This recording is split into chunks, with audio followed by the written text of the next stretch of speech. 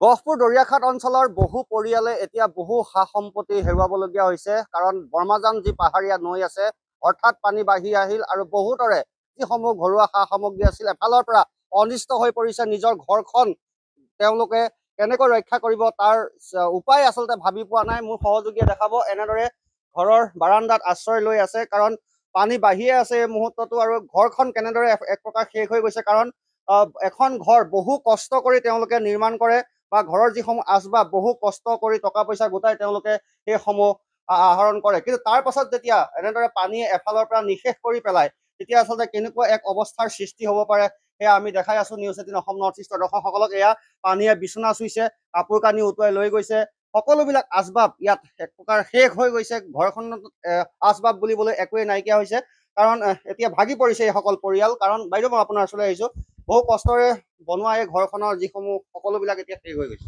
হয় হয়, বহুতখিনি গৈছে। ৰাতিপুৱা খাৰ পাই দেখিছো পানী সোমাইছে, বস্তু বাহিনী মই উঠাব নোৱাৰিলো, আধাখিনি বস্তু গুচি গ'ল আৰু আধা বস্তু যিখিনি আছে সেইখিনিও যেনো কি হয় ক'ব নোৱাৰো। পানীটো বাৰে বাৰে কিয় হয় আপোনালোকৰ, কি বুলি ভাবে? আমাৰ মাথাউৰিটো বন্ধা নাই, নদীখন বাম হ'ল, নদীখন একেবাৰে বাম। এবাৰ পিজু হাজৰিকাই আহিছিলে বহুত দিনৰ আগত, চাই গৈছিলে, চাই যোৱা আমি গম নাপাওঁ, ৰাইজে কিন্তু গম নাপায়। আহিলে নদী পাৰ হৈ দলং এখন আছে, দলংখন চালে, চাই পেলাই কিনো পাতিলে নাজানো, গুচি গ'ল।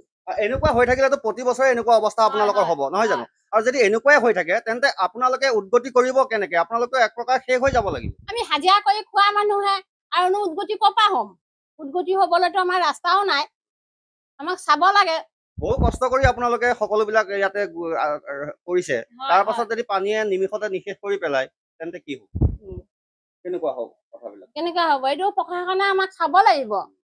আমাক প্ৰশাসনে আহি পেলাই খবৰ ল'ব লাগিব, বস্তু বাহিনী কি ক্ষতি হৈছে কি নাই চাব লাগিব।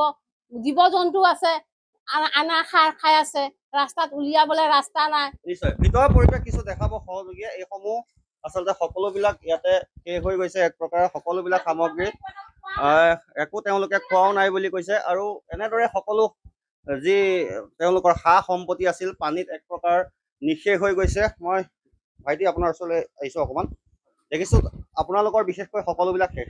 হয়, নমস্কাৰ। হয়, প্ৰথমে আপোনালোকক ধন্যবাদ জনাইছোঁ নিউজ 18 অসমক।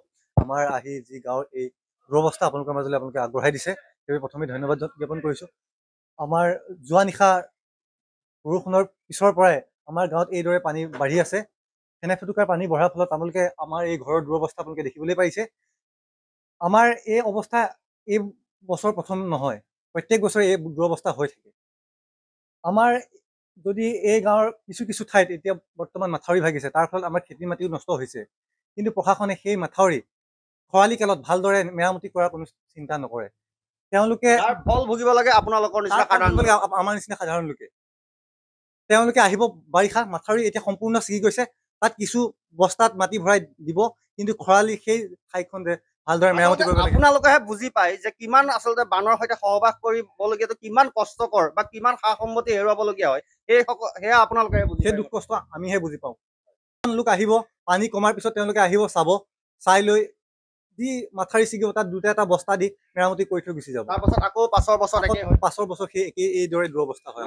নিশ্চয়। আৰু এনেদৰে এইসকল জনতাই এতিয়া ক্ষোভ উজাৰিছে, কাৰণ ক্ষোভ উজাৰিবই, কাৰণ যেতিয়া এখন ঘৰ এক প্ৰকাৰ পানীয়ে নিঃশেষ কৰি পেলাই, এই মৰ্ম বেদনা এই সকল পৰিয়ালৰ লোকেহে বুজি পায়। আমি আহিছো, বাতৰি কৰিছো, চাইছো, বা প্ৰশাসনৰ লোক আহিছে চাইছে, কিন্তু প্ৰকৃতাৰ্থত কিমান দুখ, এখন ঘৰ শেষ হৈ গ'লে কিমানখিনি বেদনা এই সকল পৰিয়ালেহে বুজি পায়। আৰু এই মুহূৰ্ততো কিন্তু দৰিয়াঘাটে হওক বা মহেন্দ্ৰপুৰ অঞ্চল হওক, পানীয়ে সম্পূৰ্ণৰূপে প্লাবিত কৰি ৰাখিছে।